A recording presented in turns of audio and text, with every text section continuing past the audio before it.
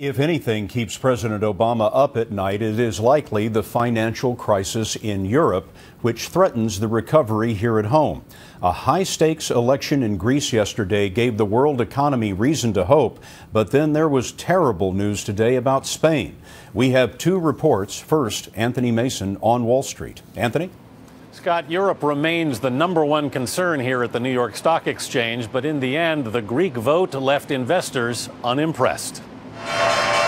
Wall Street may have breathed a sigh of relief, but there was no relief rally. The Greek vote averted one crisis, but others are still lurking.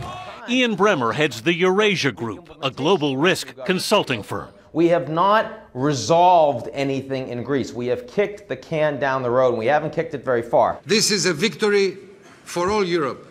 Greece still must assemble a coalition government, and while Greece is trying to regain its footing, Spain is starting to wobble.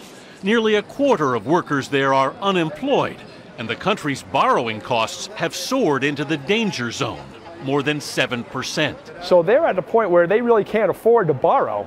Economist Stephen Guilfoyle is with Meridian Equity Partners. When Greece, Portugal, and Ireland saw their borrowing costs rise to 7%, all three countries had to call for financial rescue. Guilfoyle says the European Central Bank must pump more money into the economy. If they don't, then you will see countries like Spain default. And that will be a whole lot bigger deal. They're a much bigger fish than Greece. A chain of defaults could ignite another global financial crisis. So the markets remain anxious, and in 4 of the past 5 weeks, Scott, investors have pulled more money out of the market than they've put in. So, Anthony, what is it going to take to convince the markets that Europe has a solution?